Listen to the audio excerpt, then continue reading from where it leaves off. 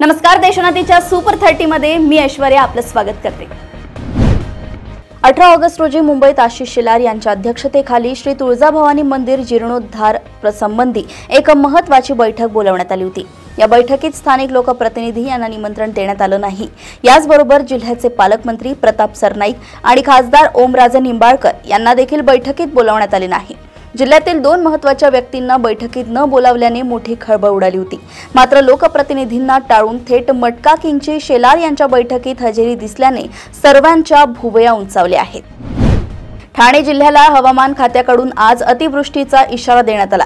अतिवृष्टीच्या पार्श्वभूमीवर ठाणे जिल्ह्यातील आपत्ती व्यवस्थापन यंत्रणा सर्व विभागांमध्ये सतर्क ठेवण्यात आली आहे। जिल्ह्यातील खाडी आणि नदी आणि नाला अशा पाण्याकाठच्या रहिवाशांनी सतर्क राहावे, तसंच नागरिकांनी स्वतःची काळजी घ्यावी आणि अत्यावश्यक कामासाठीच घराबाहेर पडावं असं आवाहन प्रशासनाकडून करण्यात आलंय। मुसळधार पावसाच्या पार्श्वभूमीवर मुंबईतील सरकारी कार्यालयांना सुट्टी जाहीर करण्यात आली। तरीही राज्य मंत्रिमंडळाची बैठक नियमितपणे पार पडली। या बैठकीत मुख्यमंत्री देवेंद्र फडणवीस यांच्या उपस्थितीत मुंबईतील टाटा मेमोरियल सेंटरच्या एकात्मिक आयुर्वेदिक कर्करोग दवाखाना आणि संशोधन केंद्रात 100 बेड्सचे रुग्णालय उभारण्यासाठी मुद्रांक शुल्क माफ करण्यासह 4 निर्णय बैठकीत घेण्यात आले आहेत।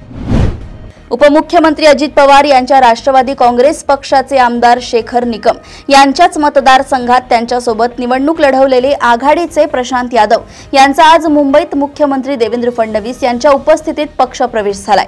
इतकंच नाही तर चिपळूण मतदारसंघाचा पुढचा आमदार हा भाजपचाच असेल असेही मोठे वक्तव्य भाजपचे युवा नेते मंत्री नितेश राणे यांनी केलंय।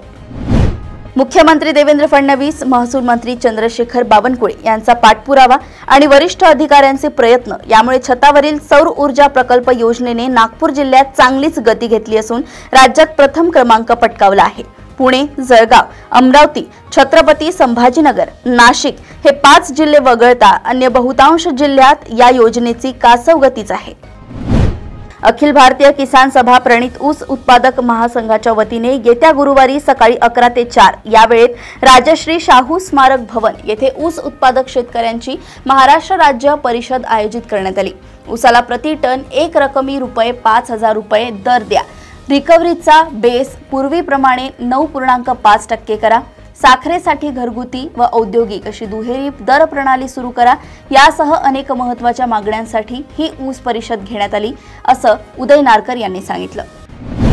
चाफळ विभागात पुन्हा एकदा बिबट्याचे पाळीव जनावरांवरील हल्ल्याचे सत्र सुरू झाले। जाधववाडी तालुका पाटण येथे मध्यरात्रीच्या सुमारास घराशेजारी गोठ्यात घुसून बिबट्याने हल्ला करत 3 शेळ्यांना जागीच ठार मारले, तर एका शेळीस पळवून नेल्याची धक्कादायक घटना घडली आहे। त्यामुळे ग्रामस्थात कमालीच्या भीतीचे वातावरण निर्माण झाले। घुलेवाडी तालुका संगमनेर येथे हरिभक्त परायण संग्राम बापू भंडारे महाराज यांच्यावर काँग्रेसचे माजी मंत्री बाळासाहेब थोरात यांच्या समर्थकांनी हल्ला केल्याचा आरोप करत भाजपने भंडारे महाराजांना पोलीस संरक्षण मिळावे अशी मागणी जिल्हा पोलीस अधीक्षक सोमनाथ घारगे यांना निवेदन देऊन केली आहे। तसेच हल्ला करणाऱ्या समाजकंटकांना पकडून कडक कायदेशीर शिक्षा करण्याची मागणीही यावेळी करण्यात आली। गतवर्षी झालेल्या विधानसभा निवडणुकीत सावंतवाडी विधानसभा मतदारसंघातून बंडखोरी करून निवडणूक लढवणाऱ्या विशाल परब यांचं निलंबन भाजपाने आज अखेर रद्द केलंय। विशाल परब यांनी शिवसेना शिंदे गटाचे नेते आणि विधानसभा निवडणुकीतील महायुतीचे उमेदवार दीपक केसरकर यांच्या विरोधात बंडखोरी करत निवडणूक लढवली होती। साकोली शहरात मंगळवारी सकाळी घडलेल्या एका धक्कादायक घटनेने परिसरात खळबळ उडाली आहे। नर्सिंग कोर्सचे शिक्षण घेणारी प्रेरणा शामराव खोब्रागडे हिने गळफास घेऊन आत्महत्या केली आहे। प्राथमिक माहितीनुसार 19 वर्षीय प्रेरणा हिने सुसाईड नोट लिहून ठेवली असून त्यात तिने स्पष्टपणे मी स्वतः आत्महत्या करते असा उल्लेख केल्याचं निदर्शनास आलंय। शाळांमध्ये अन्न व विषबाधेच्या घटना होऊ नये यासाठी खासगी अनुदानित, अंशतः अनुदानित यासह महापालिका, जिल्हा परिषदेच्या शाळांचे पोषण आहार आणि धान्यादी वस्तू नमुन्यांची तपासणी होणार आहे। पुणे येथील एका प्रयोगशाळेकडे तपासणीची जबाबदारी सोपवली असून त्या अनुषंगाने शाळा मुख्याध्यापकांना शिक्षणाधिकाऱ्यांचे सोमवार 18 ऑगस्ट रोजी पत्र धडकल्याने एकच खळबळ उडाली आहे। पती पत्नींप्रमाणे एकमेकांना पैसे किंवा मालमत्ता स्वरूपात दिलेल्या भेटवस्तूंवर आयकर आकारला जाऊ नये अशी मागणी करत एका समलिंगी जोडप्यानं मुंबई उच्च न्यायालयात याचिका दाखल केली आहे। यावर राज्य सरकारला नोटीस जारी करत भूमिका स्पष्ट करण्याचे निर्देश उच्च न्यायालयाने दिले आहेत। महाराष्ट्रात 50,000 कोटींचा जमीन घोटाळा झाल्याचा गंभीर आरोप करत शिवसेना उद्धव बाळासाहेब ठाकरे गटाचे खासदार संजय राऊत यांनी केंद्रीय गृहमंत्री अमित शहांना पत्र लिहिलंय। नगर विकास विभाग आणि सिडको महामंडळाच्या माध्यमातून महाराष्ट्रात 50,000 कोटींचा जमीन घोटाळा झाला असून या विभागाचे मंत्री एकनाथ शिंदे आणि तत्कालीन अध्यक्ष संजय शिरसाट यांनी त्यातील किमान 20,000 कोटी रुपये खिशात घातले आहेत असा आरोप आहे। मराठा साम्राज्याच्या वैभवशाली इतिहासाचं प्रतीक असलेली खासदार रघुजीराजे भोसले यांची ऐतिहासिक तलवार अखेर महाराष्ट्रात परत आली आहे। लंडनमध्ये झालेल्या लिलावातून महाराष्ट्र सरकारनं ही तलवार मिळवली असून तिचं लोकार्पण सेनासाहेब सुभा पराक्रम दर्शन या विशेष कार्यक्रमात मुख्यमंत्री देवेंद्र फडणवीस यांच्या हस्ते पार पडलंय। गेल्या काही दिवसांपासून मुंबईसह राज्यात मुसळधार पाऊस कोसळत आहे। पावसाचा जोर मंगळवारीही कायम असून समुद्र खवळलाय। त्यातच समुद्रातील वाऱ्याचा वेग वाढला असून मुंबई, ठाणे, पालघर, रायगड, रत्नागिरी तसेच पुणे, सातारा व नाशिकच्या घाटमाथ्याला हवामान विभागाने रेड अलर्ट दिलाय। आज दिवसभर पावसाचा जोर कायम राहणार असून पुढील 3 ते 4 तासात मुसळधार ते अतिमुसळधार पावसाची शक्यता आहे। वादळी वाऱ्यांची शक्यता असल्याने सर्व मच्छीमारांना प्रशासनाने धोक्याच्या सूचना दिल्या असून सतर्कतेचा इशाराही दिलाय। मध्य प्रदेशच्या कटनी जिल्ह्यात राहणारी अर्चना तिवारी 7 ऑगस्टला बेपत्ता झाली। 13 दिवसांनी या युवतीने कुटुंबासोबत फोनवर संवाद साधल्याचा दावा करण्यात आलाय। ती सुरक्षित आहे असंही तिनं आईला सांगितल्याची माहिती तिचा भाऊ दिव्यांश मिश्राने दिली आहे। परंतु अर्चना इतके दिवस कुठे होती याबाबत अद्यापही चित्र स्पष्ट झालं नाही। एनडीएनं महाराष्ट्राचे राज्यपाल CP राधाकृष्णन यांना उपराष्ट्रपती पदासाठी उमेदवारी जाहीर केल्यानंतर 2 दिवसांनी विरोधी इंडिया ब्लॉकने सर्वोच्च न्यायालयाचे माजी न्यायाधीश B सुदर्शन रेड्डी यांना उपराष्ट्रपती पदाचे उमेदवार म्हणून घोषित केलंय। काँग्रेस अध्यक्ष मल्लिकार्जुन खरगे यांनी मंगळवारी येथे पत्र परिषदेत उपराष्ट्रपती पदाच्या निवडणुकीसाठी विरोधी पक्षांचे संयुक्त उमेदवार म्हणून रेड्डी यांचे नाव जाहीर केलंय। भारताच्या पूर्व किनारपट्टीवरील राज्य ओडिशामध्ये सोन्याच्या खाणी सापडल्या आहेत। भारतीय भूगर्भ सर्वेक्षण संस्थेने याबाबत माहिती दिली आहे। ओडिशातील देवगड, सुंदरगड, नबरंगपूर, केओंझार, अंगुल आणि कोरापूट या ठिकाणी सोन्याचे साठे आढळले आहेत। तसेच मयूरभंज, मलकानगिरी, संबलपूर आणि बौद्ध येथे सोन्याचे साठे शोधण्याचे काम सुरू आहे। रशियाकडून तेल खरेदीचं कारण देत अमेरिकेच्या डोनाल्ड ट्रम्प प्रशासनाने भारतावर 50% टॅरिफ लावलाय। रशियाकडून तेल खरेदी सुरू ठेवली तर टॅरिफ लावू अशी धमकी अमेरिकेने दिली आहे। अतिरिक्त टॅरिफ लावल्याबद्दल सध्या अमेरिकेकडून कुठलंही स्टेटमेंट आलं नाहीये। पण रशियातून तेल खरेदीच्या मुद्द्यावर भारतीय तेल कंपनी इंडियन ऑइलचं स्टेटमेंट आलंय। चालू तिमाहीत रशियाकडून तेल खरेदी सुरू राहील असं IOCLनं म्हटलं आहे। जिथून स्वस्तात तेल मिळेल तिथून आम्ही विकत घेणार असं IOCLनं म्हटलंय। भारतावर 50% टॅरिफचा धोका असताना IOCL कडून हे स्टेटमेंट आलंय। किशनगड परिसरात निळ्या ड्रममध्ये सापडलेल्या हंसराज उर्फ सूरजच्या हत्येचं रहस्य पोलिसांनी सोडवलंय। या प्रकरणात आरोपी प्रियकर जितेंद्र शर्मा आणि मृत हंसराजची पत्नी लक्ष्मीला अटक करण्यात आली आहे। तपासात जितेंद्र शर्माचे खूप महिन्यांपासून लक्ष्मीसोबत अनैतिक संबंध असल्याचं समोर आलंय। जितेंद्रनेच लक्ष्मीला भाड्याचे घर मिळवून देण्यात मदत केली होती। या प्रकरणाचा आणखी तपास केला असता जितेंद्र शर्माचे अनेक कारनामे समोर आले आहेत। बिजू जनता दल पक्षाच्या महिला खासदार सुलता देवी यांनी 17 ऑगस्ट रोजी एक्सवर एक पोस्ट शेअर करत धक्कादायक आरोप केला होता। महिंद्रा कंपनीत काम करणाऱ्या एका कर्मचाऱ्यानं आपल्यावर बलात्कार आणि जीवे मारण्याची धमकी दिल्याचा दावा खासदार सुलता देवी यांनी केला होता।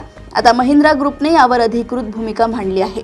आमच्या एका कर्मचाऱ्याने फेसबुकवर एका राजकीय नेत्याला काही अनुचित संदेश पाठवल्याची बाब समोर आली आहे। आम्ही कोणत्याही प्रकारच्या गैरवर्तनाला, धमकीला जराही थारा देत नाही। महिंद्रा ग्रुपने आपल्या स्थापनेपासूनच मानवी प्रतिष्ठेला महत्त्व दिले आणि आदरात्मक वातावरण राखण्यावर आमचा विश्वास आहे। त्यामुळे अशा तत्वांचे उल्लंघन सहन केले जाणार नाही असेही कंपनीने म्हटलंय। अमेरिकेचे राष्ट्राध्यक्ष डोनाल्ड ट्रम्प यांनी व्हाईट हाऊसमध्ये युक्रेनचे राष्ट्राध्यक्ष झेलेन्स्की आणि युरोपीय नेत्यांशी भेट घेतली। या बैठकीत रशिया युक्रेन युद्धाबाबत चर्चा झाली। यावेळी रशिया आणि युक्रेनमध्ये शांतता प्रस्थापित होण्याची शक्यता असल्याचं ट्रम्प यांनी सांगितलंय। तसेच त्यांनी याबाबत आनंद व्यक्त केलाय। त्याशिवाय झेलेन्स्की आणि रशियाचे अध्यक्ष पुतीन लवकरच भेटतील, याबाबत त्रिपक्षीय चर्चा होईल, त्यासाठी व्यवस्था केली जात आहे असंही त्यांनी सांगितलंय। अमेरिकेचे राष्ट्राध्यक्ष डोनाल्ड ट्रम्प यांच्या प्रशासनाने भारताचा शेजारी देश म्यानमार संबंधी मोठा निर्णय घेतलाय। त्यामुळे सर्वांनाच आश्चर्याचा धक्का बसलाय। अमेरिकेने लष्करी हुकुमशाह जनरल मीन यांच्याशी संबंधित 3 कंपन्यांवरील आणि 4 व्यक्तींवरील निर्बंध हटवले आहेत। म्यानमारमध्ये 2021 मध्ये लष्करी उठाव झाला होता। त्यानंतर अमेरिकेने हे निर्बंध लादले होते। पुणे येथील बीजे शासकीय वैद्यकीय महाविद्यालय आणि ससून सर्वोपचार रुग्णालय पुणे येथे ऑगस्ट 2025 मध्ये गट ड वर्ग 4 संवर्गातील पदांसाठी भरती होणार आहे। यासाठी पात्र उमेदवार ऑफलाईन पद्धतीने अर्ज करू शकतात। अर्ज करण्याची अंतिम तारीख 31 ऑगस्ट 2025 असून एकूण 354 रिक्त जागा भरल्या जाणार आहेत। शिवाजी विद्यापीठाने 2025 या वर्षासाठी विविध पदांसाठी भरती प्रक्रिया सुरू केली आहे, ज्यामध्ये प्रकल्प तांत्रिक अधिकारी आणि कार्यालयीन अटेंडंट या पदांचा समावेश आहे। अर्ज करण्याची अंतिम तारीख, मुलाखतीची तारीख आणि ठिकाण तसेच आवश्यक शैक्षणिक पात्रता आणि इतर माहितीही देण्यात आली आहे। इच्छुक आणि पात्र उमेदवार अधिकृत वेबसाईटला भेट देऊन किंवा जाहिरात काळजीपूर्वक वाचून अर्ज करू शकतात। मध्य रेल्वे मुंबईने शिकाऊ उमेदवार पदांसाठी भरती जाहीर केली आहे। एकूण 2418 रिक्त जागांसाठी ही भरती असून यासाठी इच्छुक आणि पात्र उमेदवार 11 सप्टेंबर 2025 पर्यंत ऑनलाईन अर्ज करू शकतात। ही भरती प्रक्रिया ऑगस्ट 2025 मध्ये सुरू झाली असून अर्ज करण्याची अंतिम तारीख जवळ आहे। मध्य रेल्वे म्हणजे सेंट्रल रेल्वे मुंबईने अप्रेंटिस कायदा 1961 अंतर्गत शिकाऊ उमेदवार पदांच्या भरतीसाठी अधिसूचना जारी केली आहे। इच्छुक उमेदवार सेंट्रल रेल्वेच्या अधिकृत वेबसाईटवर ऑनलाईन अर्ज करू शकतात।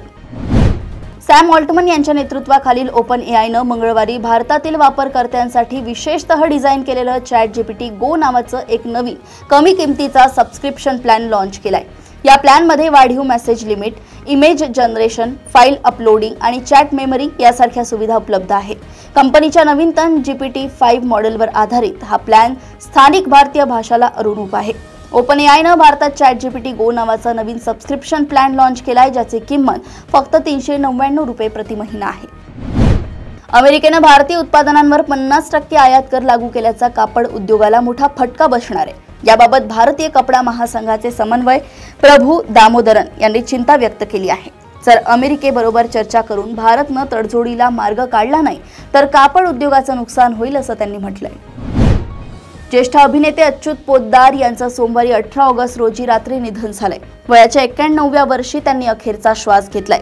प्रकृती अस्वस्थामुळे त्यांना ठाण्यातील ज्युपिटर रुग्णालयात दाखल करण्यात आलं होतं। त्यांच्या मृत्यूचं नेमकं कारण अद्यापही समोर आलं नाहीये। भारतीय क्रिकेट नियामक मंडळानं आशिया चषक 2025 साठी भारतीय T20 संघाची घोषणा केली आहे। बीसीसीआयचे मुख्य निवड समिती प्रमुख अजित आगरकर आणि T20 कर्णधार सूर्यकुमार यादव यांनी पत्रकार परिषदेत ही घोषणा केली। बीसीसीआय सचिव देवजीत सायकिया यांच्या निवड समितीशी झालेल्या बैठकीनंतर हा 15 सदस्यीय संघ जाहीर करण्यात आलाय। शुभमन गिल याला उपकर्णधार पदाची जबाबदारी देण्यात आली आहे, तर जसप्रीत बुमराह याच्यासह अनेक अनुभवी खेळाडूंना संघात स्थान मिळालं आहे। मात्र श्रेयस अय्यर आणि यशस्वी जयस्वाल यांना संघात स्थान मिळालं नाही, ज्यामुळे क्रिकेट चाहत्यांमुळे चर्चेला उधाण आलंय। अशाच सुपर 30 बातम्या जाणून घेण्यासाठी बघत रहा देशोन्नती। नमस्कार।